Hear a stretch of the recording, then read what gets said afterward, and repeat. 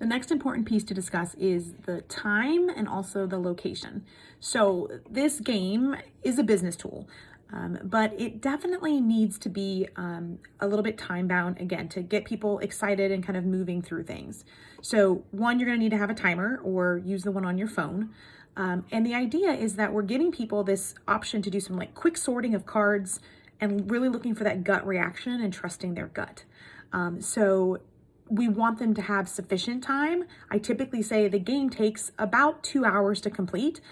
If you're gonna have a lot more talking, if you're gonna serve lunch, right, you may need a little more time. But if you keep things moving and you're going with the like trust the gut, but hear from everyone, 2.5 hours should be plenty of time to get it done. We also want to really think about the size of the group. So the more people you invite, the longer they're gonna need to play the game. Typically we can get, again, timing, great. I typically like to play with 4 to 6 people. And if you start getting more than that, then I would be thinking about how to divide them into smaller groups. So if I have 12 people, I might say, hey, team up in groups of 2, and I'll ask them to do their card sorting. And then on any ones they're debating, I'd ask them to confer with their team partner. So that's one way that you could do it.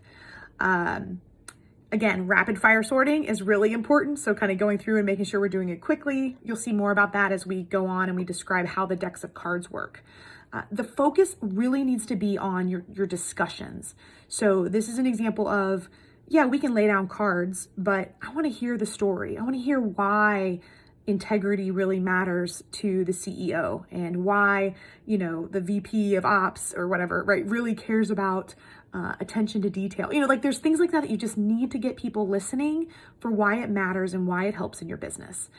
And you'll start to hear conversations that you've never had before about topics you've never had before. And these are all things going to help your business run more smoothly. As far as location goes, we're typically using a conference room setting. You just want to make sure that you have some privacy, right? That you can get it done and not be interrupted all the time. This is a game that I like to play in person. There is an element where you could have people there by Zoom, but, imagine playing Cards Against Humanity or Apples to Apples or some, there's just a better vibe when you're in the room around the table together. You can have someone on the phone and be showing them. You almost need a full-time cameraman if that's the approach you're going to take. But I would say try your best to get everyone in the room at the same table together to really get the most out of the game itself.